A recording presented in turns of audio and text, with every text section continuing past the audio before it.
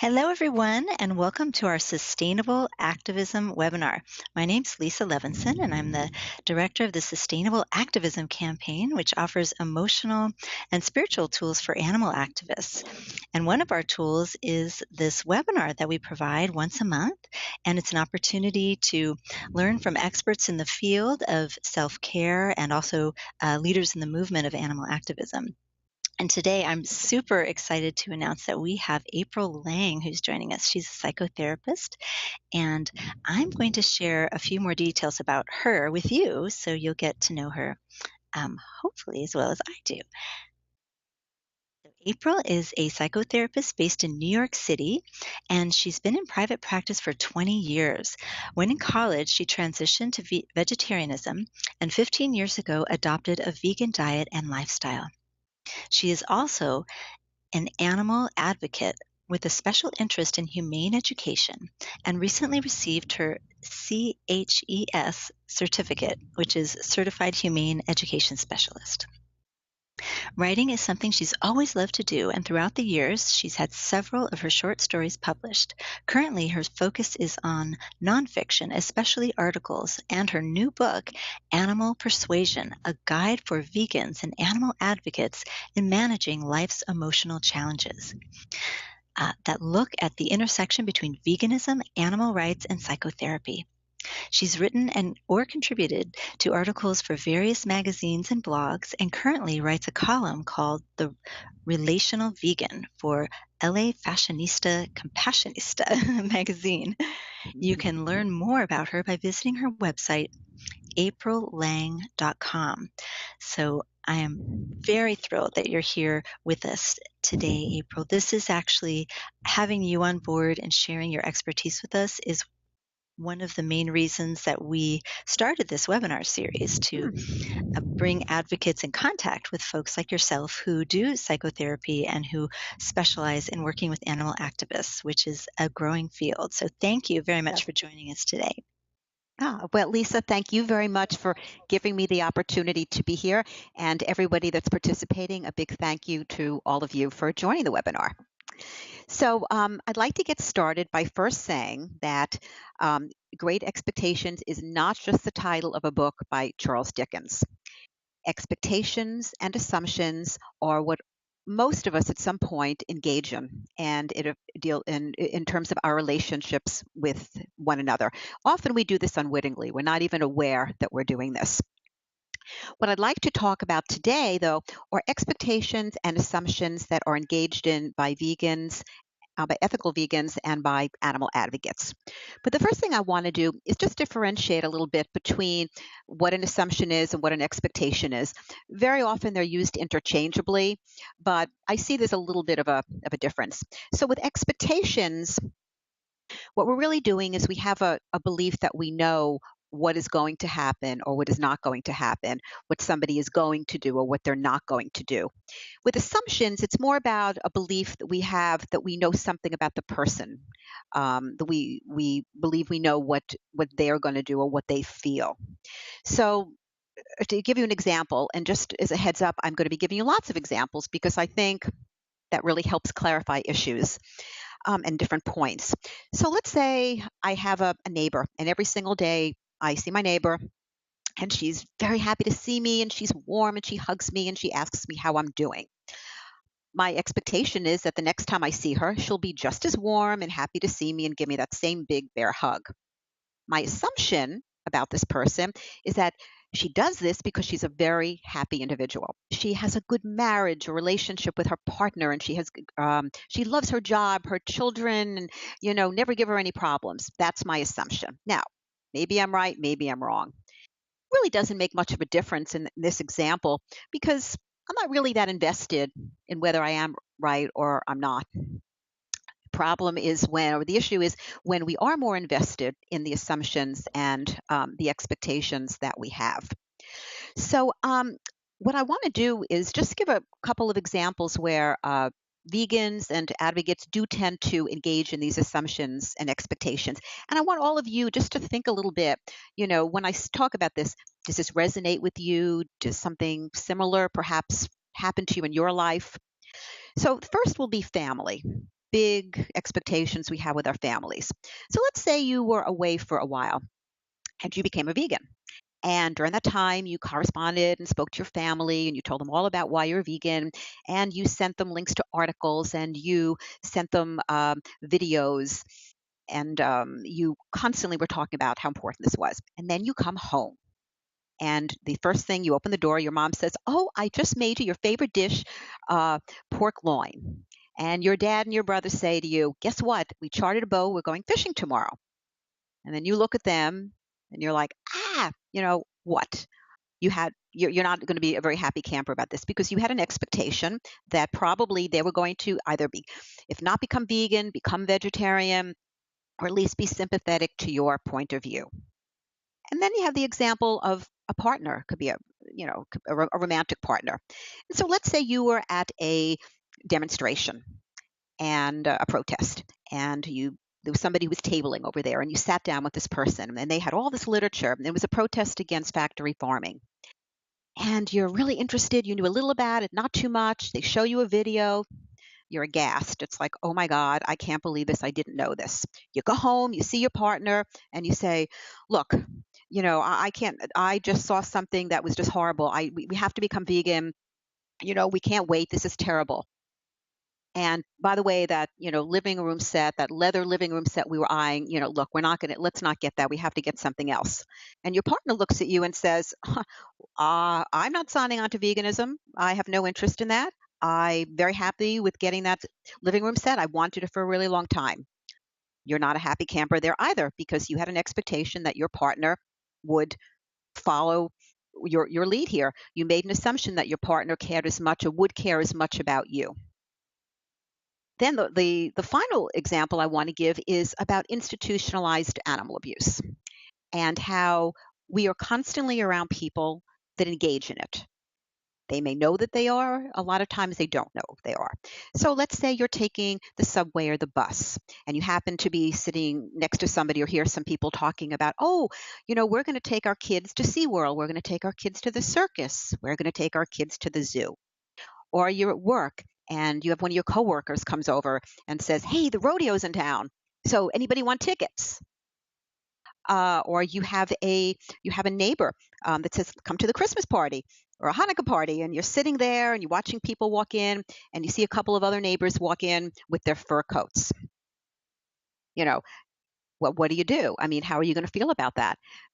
Probably not so great, and it wouldn't be surprising that you would make some assumptions about those people.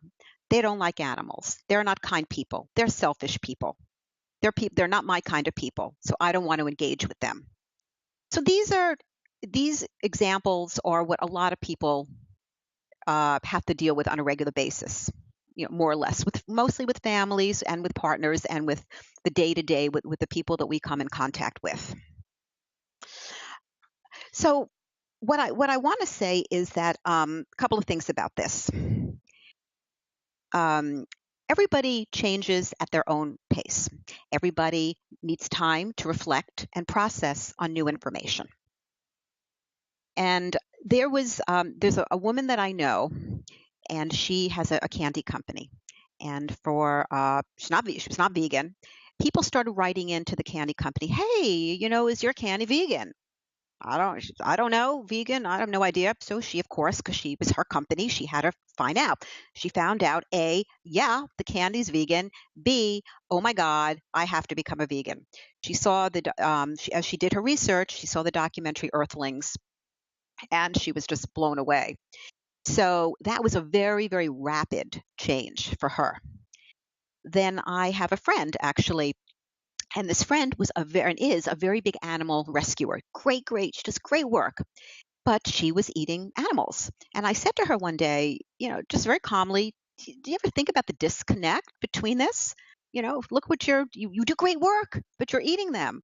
And she looked at me like, no, I never did. Wow. And it really took her by surprise. And as we talked over the next couple of days and weeks, she vowed that she was going to embark on a journey of vegetarianism, which she did. And actually, in the last 3 years, she turned into a vegan. But this took a while. I will give the example of somebody who took a really long time, a real circuitous route, and that was me. When I went off to college, I decided that what I was going to do is that I was going to give up eating for 6 months. I was not going to eat any pigs. I was not going to eat any cows, not going to eat any lambs. 6 months later, I'm not going to eat any chicken, any turkey.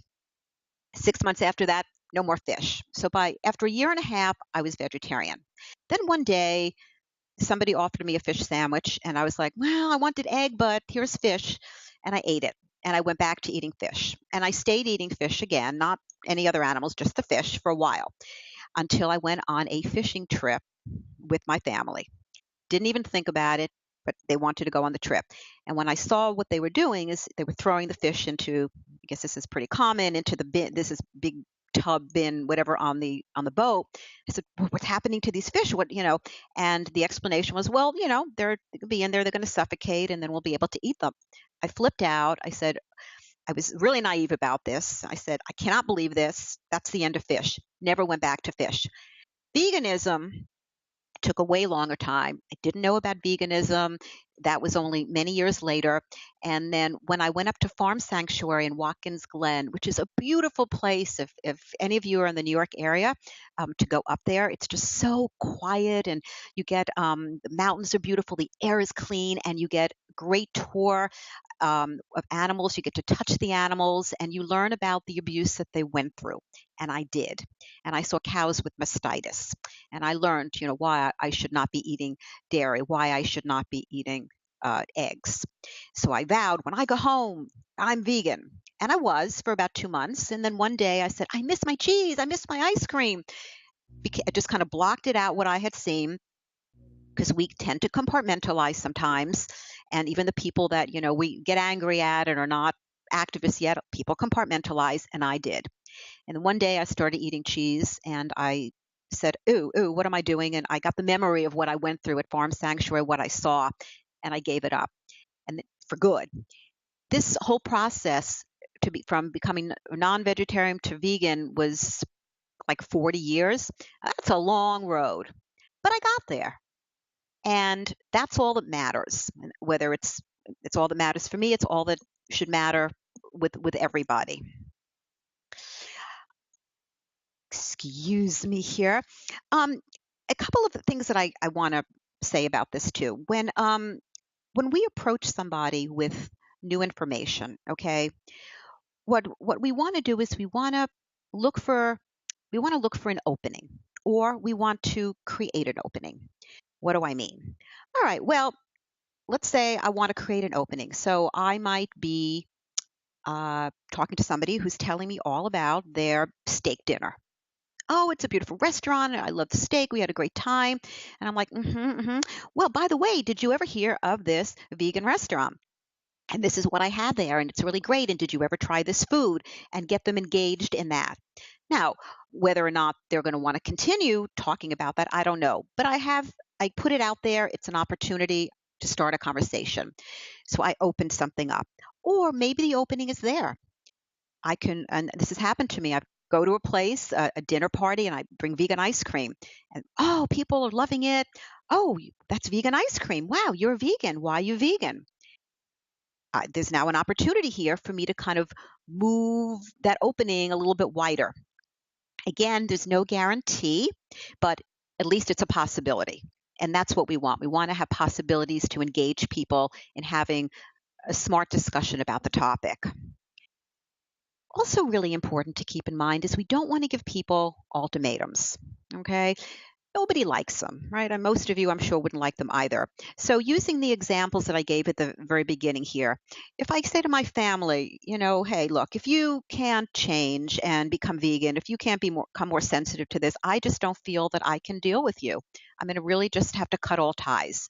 Okay, are you prepared to cut all ties? Because if you're not, don't give the ultimatum. Or to your partner who you said, you got to become a vegan and you cannot get that leather living room furniture. Are you prepared if the partner says, I'm not going to do this, to say, you know what, if you don't, I'm going to divorce you or I'm going to move out? If you are, okay. But if you're not, be really careful about giving that ultimatum. So it's better to just really pause before you do that. Um, Also, something really important about expectations and assumptions in general. Okay, where do these come from? Well, expectations and assumptions really emanate from our family of origin. Family of origin means the people we grew up with. That could be our parents, it could be grandparents, our siblings, or just whomever our caretakers were. And they teach us by modeling certain behavior. They speak to us about what the beliefs are. They basically train us to feel a certain way, see things a certain way, to expect certain things. And we take this with us then into our life, into our other relationships. And sometimes it's fine and it's healthy and good, and other times it's not so good. And in some ways that it's not so good are there are three ways in particular. So let's say you're in a family and everybody thinks that you cannot do any wrong. You're whatever you say is right. Your ideas are brilliant, and everybody's on board with you. Wow, that feels really good. And then you go out in life and you expect that I'm going to maybe speak about activism, or and people are going to be, or veganism, people are going to be on board and happy and excited. And you're like, oh, they're not. Okay. So that way we grew up did not mesh with how the world really is. Or we grew up in a family where we're pretty much ignored. So whatever ideas we have, whatever feelings we have about something, we're pretty much invalidated. The response is, or just nothing, and people walk away. And that can be literally walking away, or just kind of more of a metaphor. So this person might grow up feeling that, what's the point of even speaking up? What's the point of engaging with other people? No one's going to listen to me. Nobody cares about what I have to say. I'm not important. And the third way is that you may grow up in a family where it's not that people ignore what you have to say, but they fight with you about it. They're argumentative, they're combative, they put you down. This is wrong, that's wrong, you're bad, this is stupid. So you grow up feeling like, okay, if I'm going to speak to anybody, the best way to get through to somebody is to fight, because that's what I know. I know that people are combative, so I have to approach people in a combative way. That's going to impact how we deal with other people also. So these are just ways for all of you to understand how our upbringing can impact how we are with our relationships with our loved ones, our friends, and just with the world at large. The other thing too is that it's not just us that have expectations and assumptions, but it's the people like our families that we deal with. They have theirs too. So let's say you came from a family of cattle ranchers, 5, 6 generations. The expectation they have is that you too will become a cattle rancher. And then you say, well, no, that is not going to happen. I have become a vegan and I'm an animal activist, or just a vegan. Their response might very well be, whoa, this is not what we expected. And you're also messing with their values and traditions. So they may not feel really good about this. And they may make the assumption that you don't really care about their values. You really don't care about them. You don't respect them. You don't respect that they work so hard to put food on the table, a roof over your head. You're basically dissing them. Or you have, let's say one day your mother comes over to you and she gives you a package and you open it up and it's a chinchilla stole. You're like, whoa, what is this? And you tell your mother, I don't wear fur. I don't wear fur. You know that I don't wear fur. And you can see the look on her face that she is just, super, super, super upset. Why? Because she scrimped and saved for this for a long time. She expected you would welcome her gift, be very happy about her gift. And maybe she's feeling that you don't value her lifestyle. You don't value the kind of work that she does. You just don't value her as a person. These are her assumptions. So they're going to impact the dynamic between the two of you. So all of us, essentially, what I'm saying here is that all of us get triggered in very different ways. And so we have to be mindful of that. So how can we relate better? I mean, that really becomes the question. How can we relate better with other people?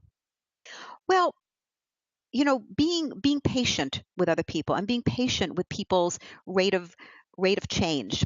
I Lisa had mentioned that I do humane education. So my first humane education experience was in a high school. I was very excited. I went in there. I was doing humane education presentations that were put together by Mercy for Animals. Great organization. And they have one called, they have a video that they made called From Farm to Fridge. And it's a compilation of their undercover investigations. So I had an expectation that I was going to go in there and these people, these students were going to be, whoa, I have to become a vegan. I'm so blown away by all this information. That was my expectation that I would be able to do this. Well, that was not. That was not what happened. Some of them were really upset. Some of them were mildly disturbed, and some were just putting their heads down and sleeping. It's high school students, so it's understandable. But one young woman raised her hand and she said, "Well, what if I just give up chicken?" And I looked at her and I said, "Well, yeah, that's great, but look at all these other animals that are suffering, right? I mean, you got to think about all those other animals too." Initially, when she spoke to me, her face was there was a kind of a lightness in the face, like I have an idea of something I can do to make a difference. I squashed it. That's not enough, not good enough. Didn't say it in those words. That was my message. Luckily, I was able to be aware enough to say, oh my God, what did I just do? And I vowed that later on I was going to come back around somehow and fix this. And we went on with the discussion, and I did circle back and I said, when you said that about the chickens, that really is a good thing. That really is a good thing you want to give up chicken. And yes, a great place to start. So good for you.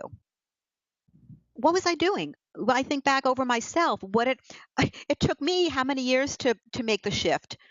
I didn't give up chicken right away. I didn't give up eating animals right away. But here I was judging this person, this young person. So as a humane educator, that was really bad. So that was a good first lesson. And just as a human being, not good.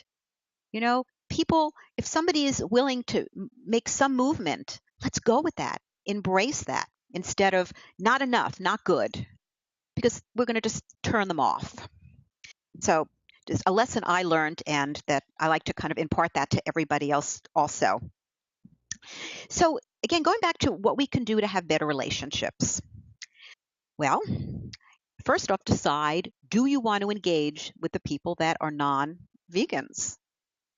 I mean, what's your feeling about that? Are you willing to? There was a woman in my book who basically said after her family would not embrace her veganism, they weren't going to become vegan, they wouldn't even respect hers.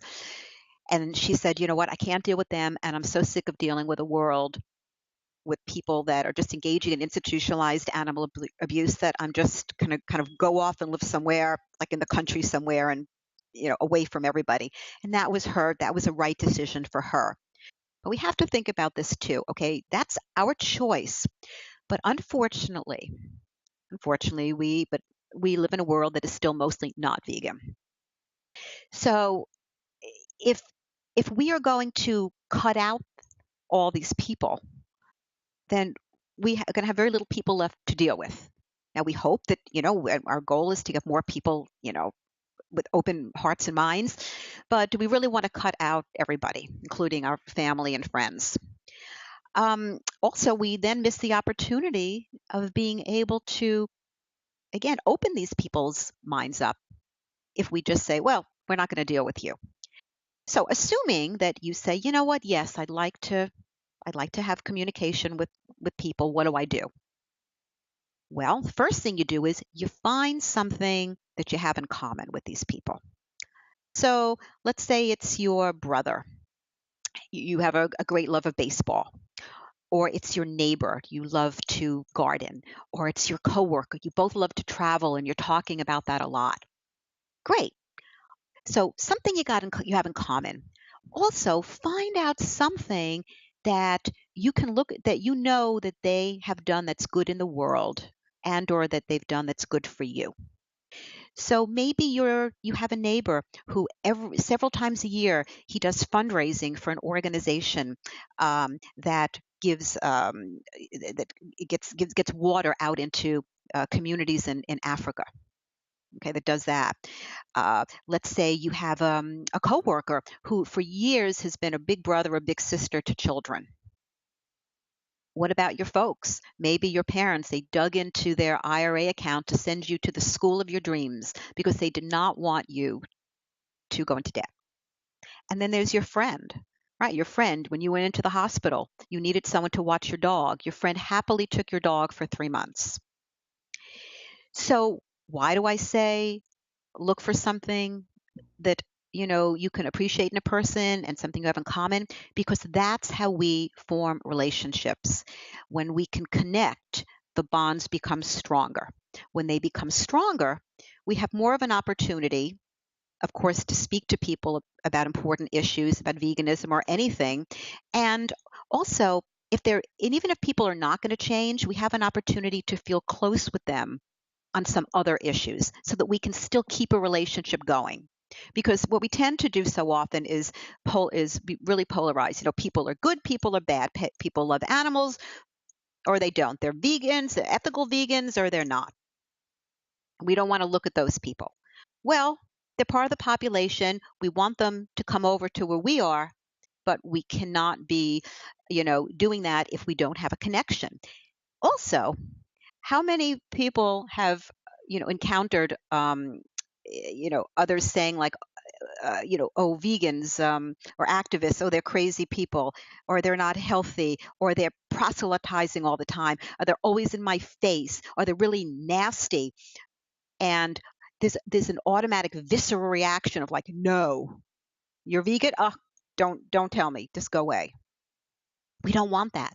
We want people to see that we are wonderful people, that we're not crazy, we're not the other, that we're like them. Our consciousness has just been raised. We were able to, we've fought for that, we've gotten there, and they just haven't yet. So this is a way to not polarize and to keep people in our lives or to bring people into our lives. So I think that you also have to make sure that you're not shaming people and you're not attacking people. And I know a lot of times activists will be on the streets and they'll be screaming at people and yelling at people, or shaming you, you haven't done enough, you haven't, you're not this, you're not that. You don't want to do that because when you start to attack people and really come at them, they get overwhelmed. Right? It's also like when you give too much information at one time. We can only process so much. So you want to go really slowly and you want to go respectfully and you don't want to shame because then you get people that are going to be open to what you have to say. I had a kind of an experience with this, a little bit experience. It was a chat room. And I hate chat rooms generally, and that, I'm not going to get on there and start talking with people. I have other things to do. But somebody told me about a situation, an animal situation, and said, you have to get on there and post. So, okay, I'll get on and post. I figured, okay, I'll make my post and goodbye. Well, as soon as I posted, I guess there were people on the chat room, somebody responded back and another person responded back. I'm like, whoa, people are talking to me. I'm not used to this. So, but they were a little combative, a little challenging, and I thought to myself, okay, I'm a humane educator now. Let's see what I can do with this. So I approached it with the attitude of I'm going to just critically challenge these people, not in a in a combative way, but just let them reflect. So I would put out an idea like, so you're saying this, but what about this? Or did you ever think of this?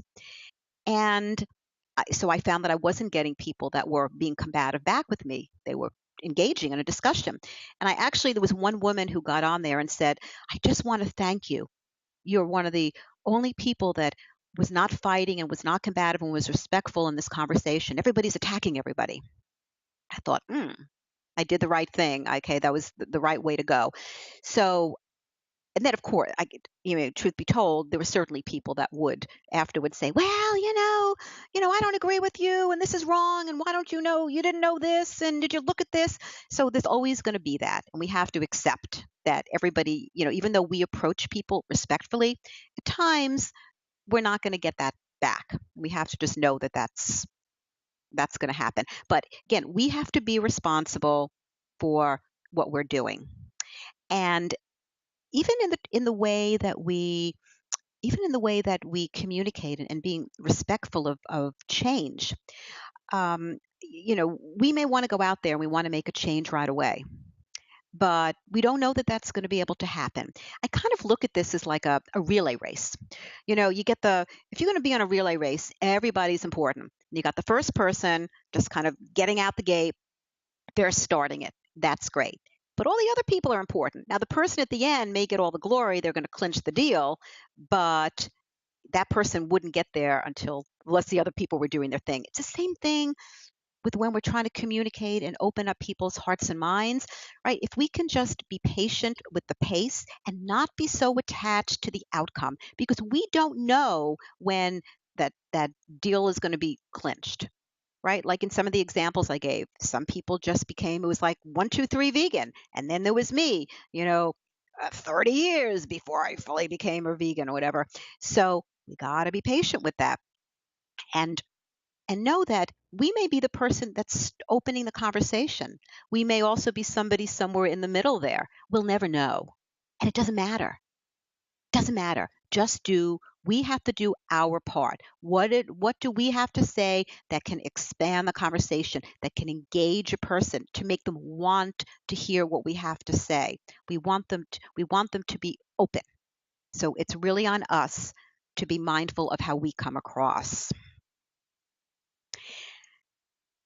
Um, you know, it's also important to point out that vegans and animal advocates, we have our own expectations about ourselves and about other advocates.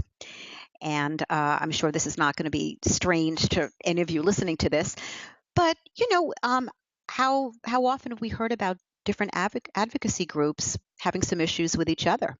You know, oh well, you're not. I don't like the way you're running that campaign, or you should be focusing on these animals and not on these animals. And why is this taking so long? Then there's the big divide between the people that are very focused on animal welfare, and they really concerned with making sure that the animals that are living in horrific conditions, their conditions can be improved somewhat. And then you have the abolitionists who say that now the focus has to be on just stopping all of this, and there becomes a divide, and sometimes there isn't respect for the other side. But everybody's doing the same. I mean, everybody has the same goal, right? It's to do something good for the animals. And then, even activists with each other. Oh, so yeah, I've been to a couple of protests, and what have you done? Oh, you wrote some letters to a newspaper. Uh-huh. Well, that's not real activism. Real activism is getting out there and, holding up a sign. And then we may feel that way about ourselves. Oh, God, I should be an undercover investigator on a factory farm or a slaughterhouse. That's really the work. But all I can do is sign petitions, and speak to some people about the issue. Oh, God, oh, listen, I'm just not really a good activist. No, no, no, no. It's all good. We all have different, and I talk about this in my book, we all have different proclivities. We all have different temperaments. And it's not that one is better or more important. They're all important. What matters is that you find what's going to work for you, and you go out there and you do it. And in your relationships, you don't expect that people are going to do something or behave a certain way. You don't assume that they're not a good enough activist. Everybody has their part, and we need to respect it. So I want to just kind of I want to leave time for questions and everything, but I wanted to end with just a couple of exercises, if that's okay with everybody, to just help us kind of learn how to calm down a bit. Why should we calm down? Okay, well, a lot of reasons. It's always good to relax in general in life because we're mostly living very stressful lives. But also, when we want to, let's say we do want to speak to a family member or a partner about this issue, could be, or any issue, but I'm, bringing it here to veganism and activism. If we are very activated ourselves, if we're very, very overwrought, that energy that we're putting out there is not going to be well received. And most likely the person is going to shut down. And if they shut down, then we're going to be triggered and be upset that they're shut down. So we want to be able to come to important discussions being calm. And of course, what I'm going to show you can also be used if at any time, you get overwhelmed by just knowing the reality of institutionalized animal abuse, or if you've been doing a rescue, which is really difficult, or any of your own activism, or if you're having family members that are like fighting with you. So we want to be able to always find a place that we can go, ah. So these are just 3 exercises, and looking at the time here, I think we have enough time to do them. So the first one, and I'm going to have everybody, if you want to, it's your choice, but do them with me. So I'm going to ask everyone just to take one hand, I don't care which hand it is, put it over your heart, actually over your chest, and one on your upper belly, not lower, upper belly. Okay. Now have you close your eyes and just listen to what I'm saying and I'm going to ask you to focus on. So I want you to just take a breath through your nose, a very natural breath through the nose, and then breathe out through your mouth. It's not a special breath, just very naturally. And just keep doing that. Breathe in through the nose and breathe out through the mouth. Notice the inhale and the exhale. Notice the rise and the fall of the breath. Notice the warmth of your hands on your chest and on your belly.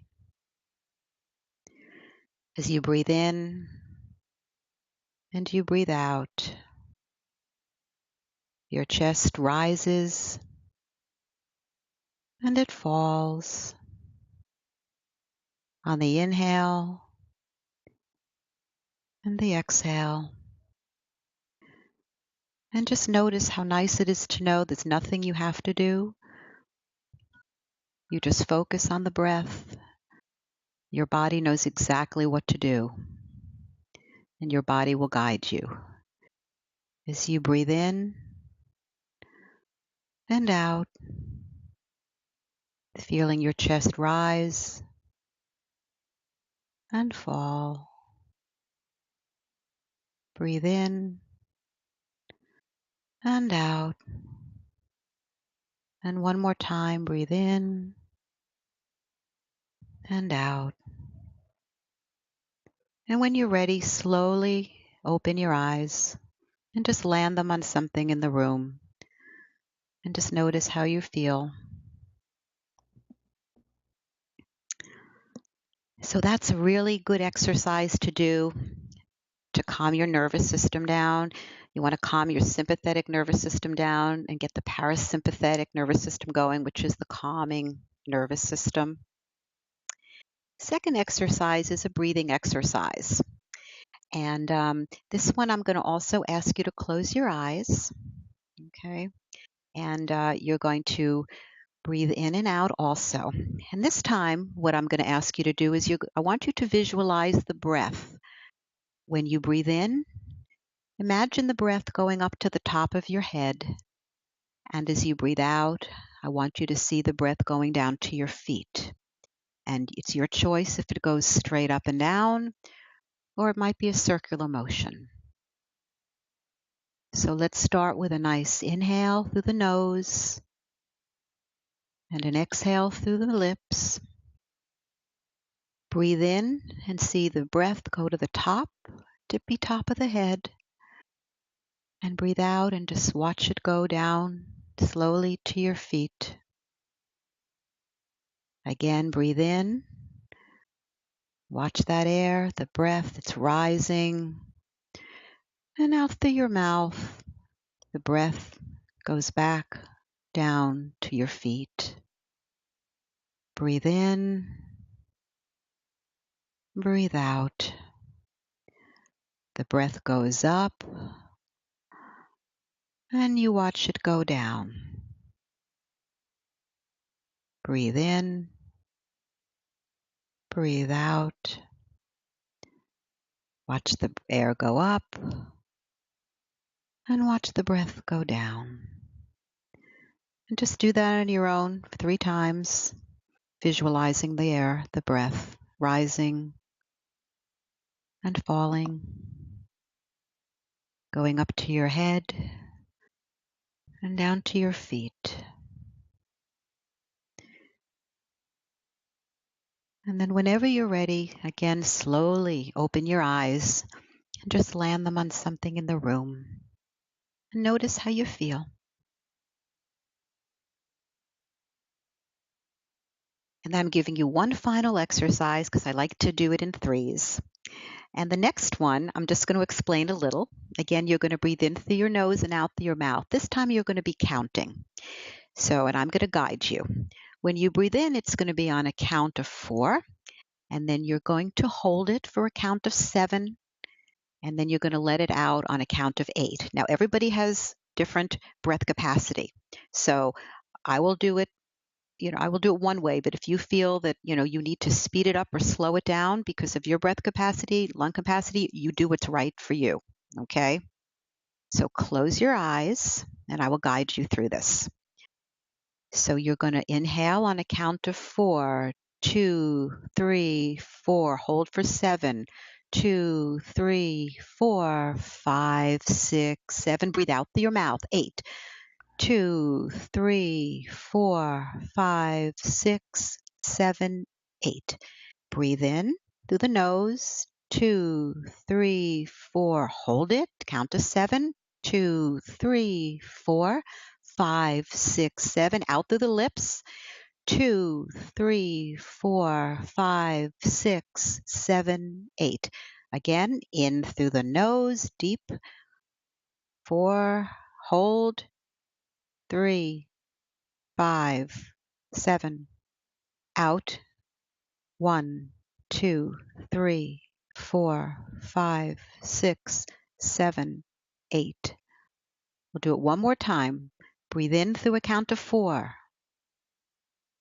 Hold it for a count of 7. Out through a count of 8. Out through the lips. Strong breath out. And once again, when you're ready, slowly open your eyes and notice how your body feels. And if you feel calmer, what in your body tells you that you're calmer? Is it your chest is relaxed? Are your shoulders kind of down, not up by your ears? Does your belly feel calmer? Just notice what calm is for you. Okay, so I just wanted to leave you all with that. Hopefully everybody's a little bit calmer. There was a lot of information in the webinar, which could be potentially activating. So I just want to let you go out with a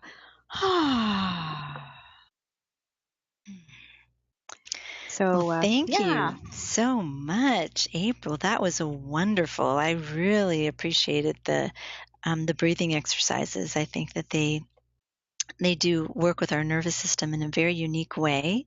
Yes. And if I know some folks in the chat box were distracted by other things going on in their environment, and that happens. That might happen. But Oh, coming yes. back to the breath can be a grounding source. Absolutely. And I always recommend practice it when you're not really super stressed out too, just so that you get used to it and find maybe all 3 work for you. Maybe only one of these works for you, but it's good to have it handy so that you know whenever you're highly activated or overwhelmed that you have something to go to. Yeah, It'll get your so body calm. Mhm. it's a tool. It's a tool to It's a use when you tool. can. It is absolutely a tool. Yes. Mhm. I'm a firm believer in tools. Yeah, so this is actually a great opportunity for folks who have joined us in the webinar to if you'd like to unmute yourself, and if you're on the phone, you can unmute yourself by pressing *4. And then if you're on the computer, there's a little icon that looks a bit like a microphone, and you can click on there to turn your audio on or off if you'd like to ask us a question. So feel free. You Yeah, can also hi. hi, tell us your Hi. name. Kristen, can you hear me? Yes, Yes. hi, Hi, Kristen. I see you. Hello. Um, so I'm lucky in that I don't have the kind of family that you talked about at first. And, when I Good. was first as a kid, which it was a long journey. I kind of had it on my way there starting at age 4 and didn't fully get there till 14. But my family was always very supportive. And Great. about 10 years ago, I got my parents to go vegetarian.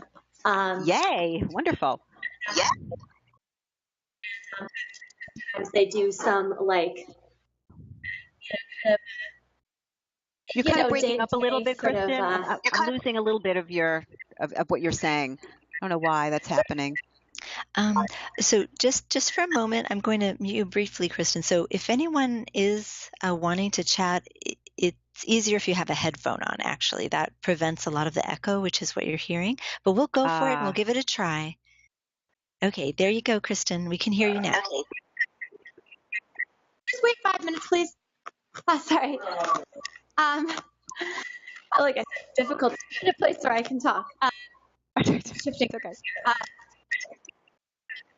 So sometimes they actually end up engaging in some sort of, not like activism, but kind of in the day to day. Like if my dad sees someone at the grocery store and he's like, "Oh, this tofurkey stuff's really good," so that's cool. And overall they're supportive, and I know that they care. But can you still hear me? Yeah, can. now I hear you. Yeah, I hear you. It seems like I hear you a little better. I don't see you. Oh, now I see you. Okay. I don't hear you.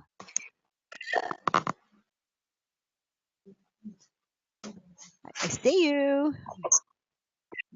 Hear me now? Yes, we can hear you. Okay? I'm having a little trouble hearing her, but try Kristen. And if I can hear, maybe do the Lisa headphones, can. but they tried to do headphones, but they didn't work. It's okay. So sometimes I end up actually kind of seamlessly engaging in sort of activism, education in the day to day. Like if my dad sees someone at the grocery store and he's like,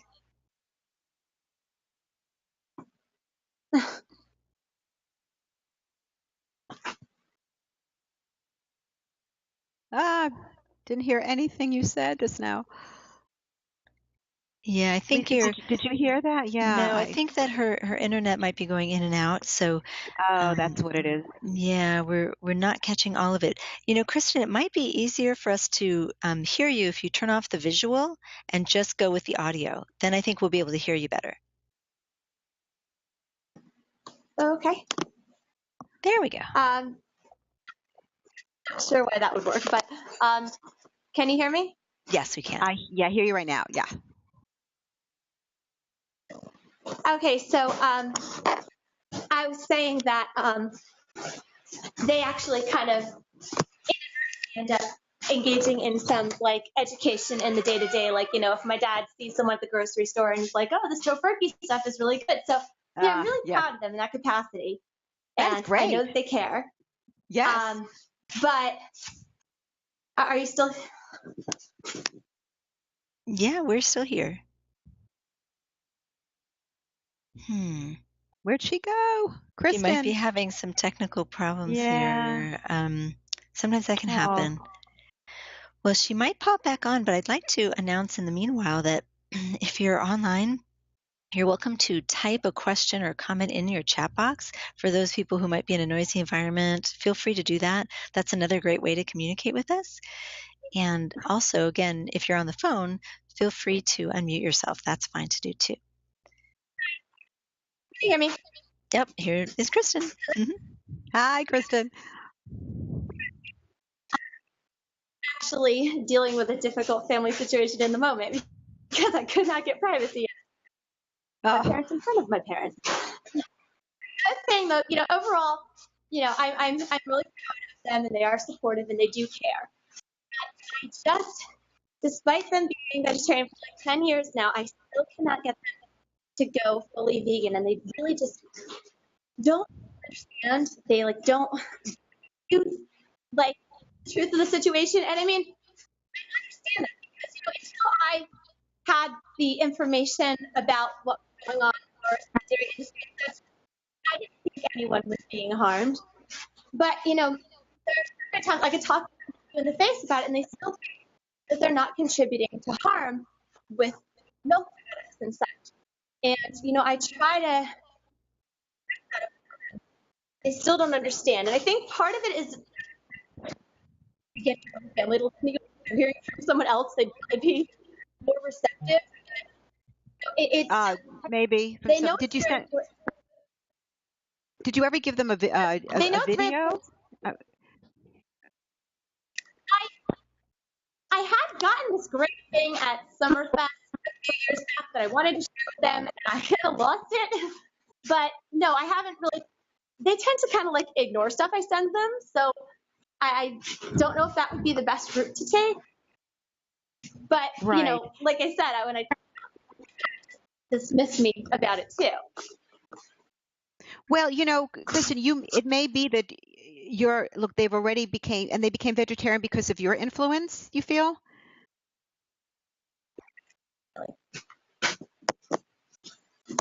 Yes. Did you I'm sorry, did you hear my question? They became vegetarian at my prompting. They did. They did, right? Yes. So that's amazing. So you changed people that were eating animals, your family, into vegetarians. So it just may be that you kind of have to leave it where it is right now. And using the example I gave about the relay race, you did I mean, you were like, maybe you're near like the end of that relay race, but it might be up to somebody else to be at the end and to clinch that deal, and it's not you.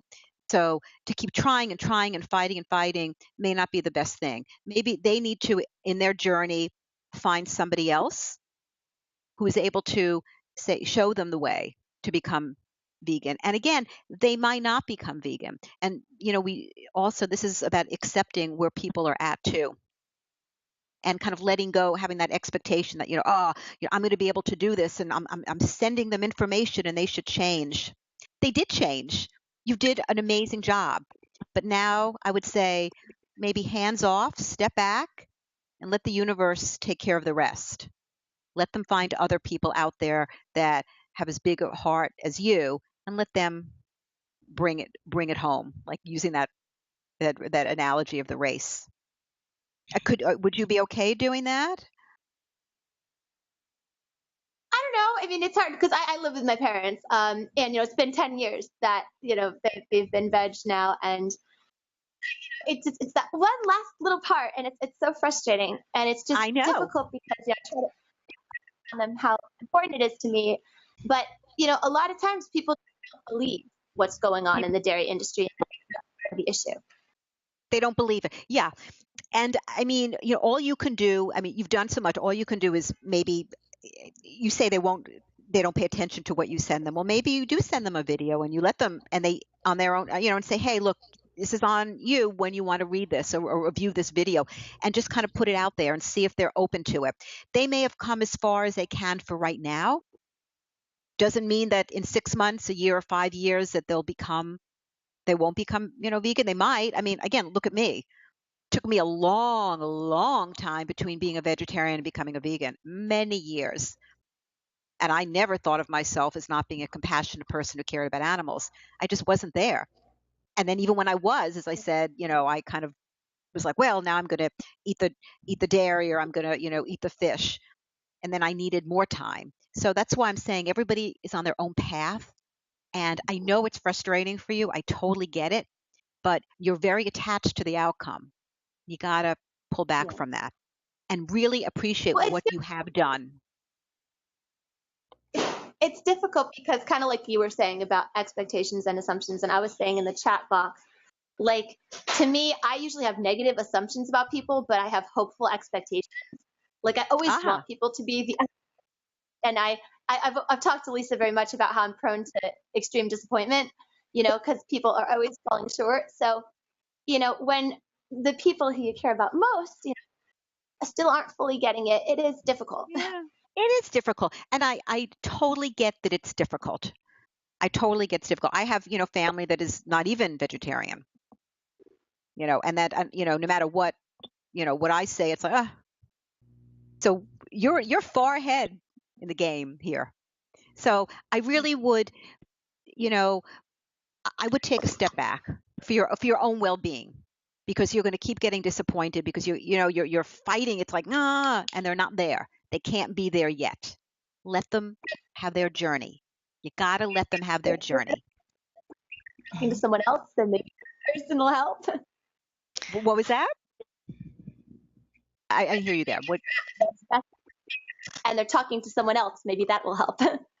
if they That talk to might help. somebody else? Yeah, Yeah. yeah, absolutely. Other people out there. Mm-hmm. So thank you, Kristen, for asking that question. And I just want to Yeah, also thank you. see if anyone, I've noticed a couple other people have unmuted themselves. I'm not sure if you'd like to ask a question as well. If you Hey, do, this is Sarah. I just to say thanks. oh, tell us your name again. This is Sarah. I'm actually in Los Angeles. Hi, Hi, Sarah. Sarah. Thank you for joining. Oh, and you wanted to say thank you to April for the webinar? Yes, thank you. And for anybody that's out there that's listening to this, I know that you can't always be near a slaughterhouse, but in Los Angeles, we're near a slaughterhouse like 3 miles away from where I live.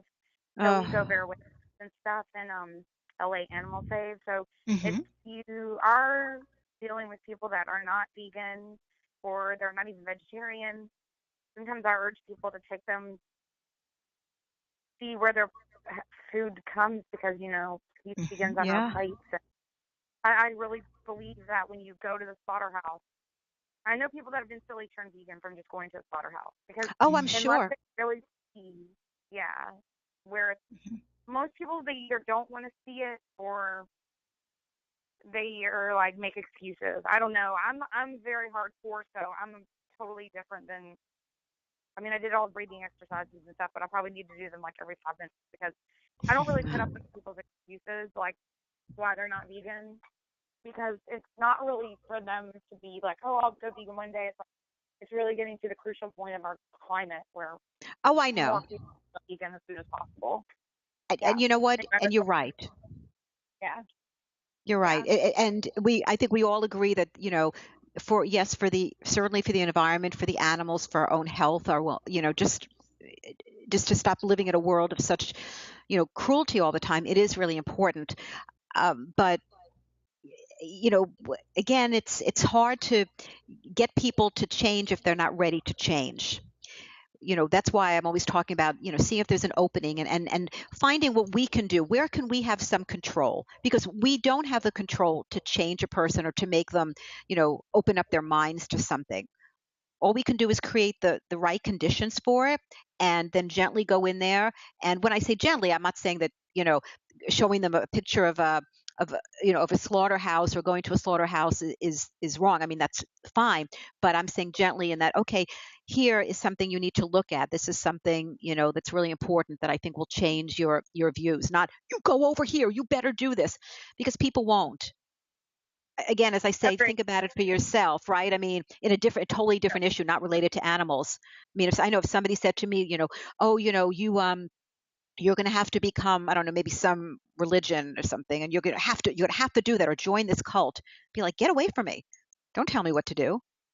That's just a visceral reaction. Yeah. So what you're saying makes such sense, and I totally get it, but we can't. I mean, human nature is what it is, and we got to work with what we've got, and there's a lot we can do with that, and it sounds like you're doing a whole bunch with that, but we have to respect that everybody's got their own pace. And oh boy, I wish that it was like that too, because the animals need it, the planet needs it. Yeah, we But just have to lead by example. That's all. I yes, believe that. absolutely. Yes, we do. If somebody says something to me, my answer is, "Oh, I'm on plant-based diet." I mean, that's my answer to everything, just so that I don't know. I just like that answer. Right. Well, I like that idea of leading by, it just went out of my head, but you'll be the one that's Lead by leading by example. You have to leading lead by by example. Ah, yes, leading by example. Absolutely. That's the best we can do. And that's, when I was talking about families and relationships and trying to find what, we have in common and what we like about each other, so that people can also see the kind of people that we are. We can lead by example, like, hey, I'm a nice person. I do, I can respect you, do good in the world like I do good in the world. And so I'm a good example for a vegan. I'm a good example for an animal advocate, because I do good work, and I want you to see that. And and long as you do good work, and as long as you're a compassionate person, people will pick that up. Whether or not they're going to change right away, who knows? But they might, because some do. I've known some, and I'm sure all of you have known some people that have made the change really quickly, but everybody doesn't. Patience, so hard in this area. So hard to have it. Mm-hmm. Yeah. Yeah, patience might pay off. Some people who would otherwise be turned away or become aggressive towards us as activists, if we're patient with Right. them, they may actually come around and become a wonderful advocate themselves. Absolutely. You're right. That's why I do advocate patience and kindness and compassion, and no shaming, because we want these people to come around. And they're going to more likely come around if they see us as that good example. Or no guarantee, though. Again, no guarantee, but more likely. And we want to be hopeful. Right? How do you manage your frustration, though? How do I, or how does one manage their frustration? My biggest issues, because I try to be very kind of even keeled when I'm dealing with people, but there's that inner fire that you're just so upset at the world. It's hard to keep that composure. Right. And you're not going to feel that way all the time. And this is why when I, give these exercises, it's, if you're about to speak to somebody, try to get into that kind of quiet, calm place. Because of course, we're really committed to changing people. We want people to, to get it. And we're going to be angry, or we're going to be pissed at times when we see that they're not. So it's not that what I'm saying is you're not going to have the feelings. The feelings are going to come up. We can't control feelings, and we shouldn't. It's what do we do? How do we manage them when they do come up? So that they don't kind of kidnap us, right? Like, what do we do when we're just, okay, if you're feeling like that, then, you need to have some tools. You need to have relaxation tools. You need to have a good support system. What works for you, because we all need, we need to get away at times from the horror that we live in, with that knowledge of what animals go through every day. Right? I mean, you're not trying to escape in that you're like, oh, I don't want to know. It's just, we all need a little break. We need to get our nervous systems not like constantly like this. We need to be able to just take a breath for our health in order to continue doing the good work. So really focus on what you have in your life, or what, if you don't have enough, what can you bring into your life that's going to be a good support system or some good tools for you? What do you like to do? What calms you down? Are you creative? Are you athletic? Well, for me, when I spend time with my companion animals, and I live in a really beautiful rural area, so being outside, You live in a I'm at really peace with what? nature, but still, I said being outside in nature and being with my companion animals really Yes. lifts my spirits, but it's still, I have so much anger towards the outside. Right. Well, I think being in nature is a great thing. No, absolutely. I'm sorry, is there a Dawn? Dawn, did you want to say something too? I see you here. Dawn in West P. Where is that? Palm Beach? Mm-hmm. Hi, I just wanted Dawn. to say hi. Hi, Dawn. headphones, but I just wanted to say hi. Thank you for doing this workshop. I Sure. appreciated the breathing at the end because I think that it is good. You just mentioned sort of like going out, nature, grounding yourself, and I feel like that's something that's helpful. When you're putting yourself out there and caring so much about other beings, sometimes you Yes. want to own it. So I just feel like that's a great tip with the breathing. Oh, good. So Yeah, that's no, it. I I don't use know it how well you myself. heard. So I heard you. I heard all of it. Thank you for that. And I'm All glad right. it helped. I'll mute myself now. Thank you. Okay. Hi, Oh, Lisa. hi, Dawn. Yay. Well, it varies. So I just want to let everyone know you're welcome to speak even if you don't have a headphone. Sometimes it echoes and sometimes it doesn't. I'm not exactly sure why. But we would love to hear from you, and that's why we're doing this, so that we can connect with everybody who's part of our activist community, and Yes, to help each other and support each other so that we can continue helping the animals together. absolutely. Yeah. So I noticed we're getting towards the end of our webinar, and if anyone would like to ask a last question or have a last comment, that would be fine. And then also wanted to let people know there's something very special that April is doing for our community in June. This June, which we're already in the month, so it's starting this coming Monday. We are putting together a special animal activist support circle. And it's a great opportunity to go a little deeper and have a support group where we're all able to see one another and communicate online. And it will be starting on June 5th. It'll be every Monday from 11 a.m. To noon Pacific time. So that means it will be 2 to 3 p.m. Eastern time. And we're asking people to let us know if they'd like to join us by sending an email to sustainableactivism@idausa.org. Or you're welcome to send one directly to me, which is Lisa, Lisa, at idausa.org. And then we can give you all the details to join the meeting, because we would love to have some folks there who can commit to these 4 sessions where we'll get an opportunity to really delve a little deeper into what April was presenting today.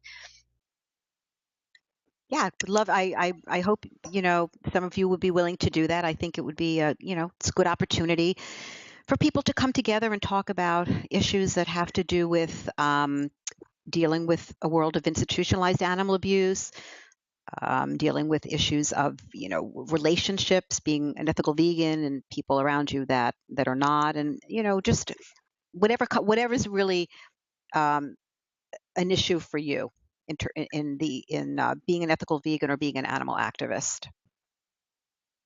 So yes, we are asking for that commitment of for the 4 weeks. So think about that, and then the cutoff, I believe, is on Sunday. Yeah, so Right? you still I have think on some the 4th. time. You still have a few Yeah. days to just reach out and send us a little email. That would be great. We'd love to have a group of folks who want to get to know each other a little bit better, and Yeah. also to help us, give us even more tools. And April shared a few of them today. Yeah, I think that would be great, because everybody has something to offer, and that's the point of a support group. I mean, it's not just me talking, it's everybody helping each other and coming in with their pointers and their experiences, because that's how we feel better about ourselves. That's how we gain strength, when we can have support. And in this community, we really, really need to have it. So anyway, something to consider. Yeah. And just to let folks know, we won't be recording those support groups, just because those are, it's a more of a private, confidential conversation, and people might Right. share personal information. So it will be, if you'd like to join it, you're welcome to, and we'll ask everyone to keep, to kind of respect each other by not, sharing the information from the group. but it's a wonderful opportunity. If you want to join in, you'll have to tune in at that time. But we do, this particular webinar will be, we will post a replay link like we do for all of our general webinars. And we have next week, for our vegan spirituality online gathering, we will have our guest will be a gal named um, Sandra Solani. I think I've pronounced it correctly. And she wrote a book called The 40-Year-Old Vegan, and it has recipes and other things. And she's going to share a bit about her spiritual journey to veganism. And then, and then at the end of the month, we have our regular support group, which goes on. It'll be the last Thursday of the month. And that's an opportunity to talk about what's going on in your lives, where you can pop in and out of that when it's not a committed group, but we do welcome everyone to join us. And then our next month for July, our Sustainable Activism webinar will be with an activist, and his name is Matt Johnson. What he's going to do is share a bit about his experiences. He's been just returned from being with a Sea Shepherd, and he's going to talk a bit about the front lines of activism and how he takes care of himself while he's on the front lines. And I think that'll be another interesting topic. Yes. So that sounds great. Yeah. You got a full plate there. It's a lot of options there, a lot of for people. Yeah, nice. That's the idea. And if you have, needs and we don't offer something to meet those needs, please let us know. If there's something you would like to add to our resources, we're very open to it, because we're here to support activists and we want to do that in the best way that works for you. So just keep us posted. Let us know. Send an email. And also there was a question. Folks were asking, it looks like, Kristen, if you can only participate if you can attend all of them. Yeah, the idea is that we have a committed group so that we know that all of these people will be there each week, and that way you can learn to trust and depend on one another. And I think that's part of the group. Yes. Yeah. So that's a great question.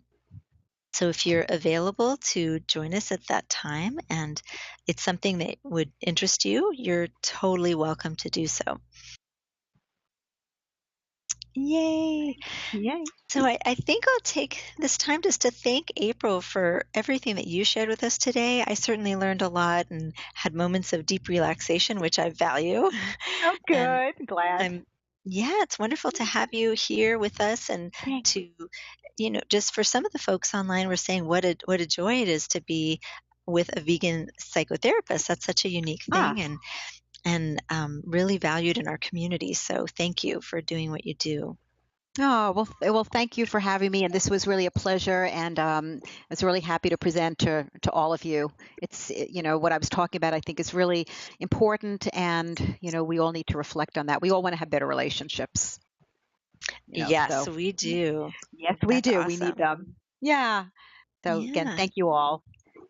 And thanks to everyone for joining us. And we hope you'll tune in for some of our other online events as well. And please let us know if you'd like to be part of this group, because we would all like to get to know you a little bit better. And feel free to spread the word to your activist friends as well.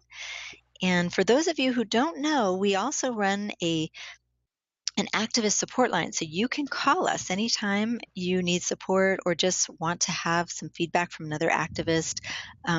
The number to that is 800-705-0425. And we also have an animal activist online group on Facebook where we can communicate in between these webinars and support groups. And the name of that is Animal Activist Online Support Group. Kind of basic, but if you look for that on the search bar in Facebook, you can find us and join the group. I also posted that as a link in the chat box. So again, thanks so much to everyone for joining us. I hope you have a wonderful evening. And you too. Yeah, we look forward to continuing the conversation with those who are interested. So absolutely. Take care, everyone. Good night, everybody. Bye. Have a wonderful evening. Bye. Bye-bye. Bye.